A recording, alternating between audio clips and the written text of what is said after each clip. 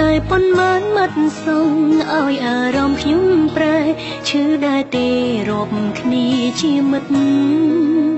សំដីបងស្រាលស្រាលតែសង្កត់ធ្ងន់លើចិត្តទូពីពិតតែchẳngបេះដូងខំចិញ្ចឹមចិត្តស្រឡាញ់ក្នុងមួយជីវិតអូនដើម្បីបងលះបង់គ្រប់យ៉ាងតែទង្វើល្អល្អបងបែររុញទៅខាងបងអះអាងមិនអាចលីឡំនឹងអារម្មណ៍ស្នេហ៍នារីក្នុងសបិនបងគេជាអ្នកណាប្រាប់បានទេហេតុអ្វីស្នេហ៍គេ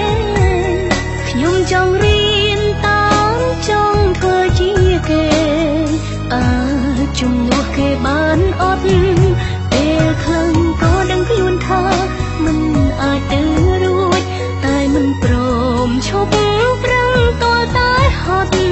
ពេលនេះឈឺចាប់បានសម្រេចហើយសុំមកមនុស្ស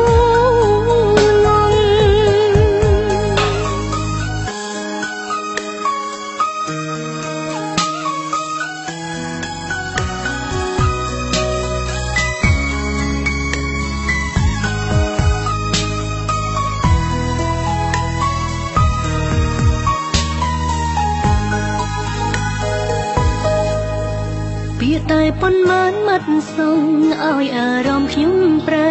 ឈឺដែរទេរាប់គ្នាជាមិត្តសំដីបងស្រាលស្រាលតែសង្កត់ធ្ងន់លើចិត្តទូពីពិតតែchẳngបេះដូង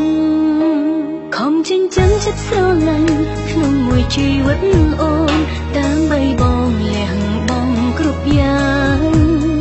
តែទង្វើល្អល្អ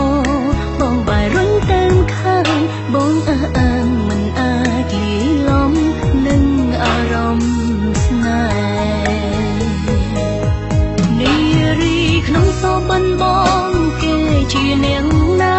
ប្រាប់បានទេហេតុអ្វីស្នេហ៍គេ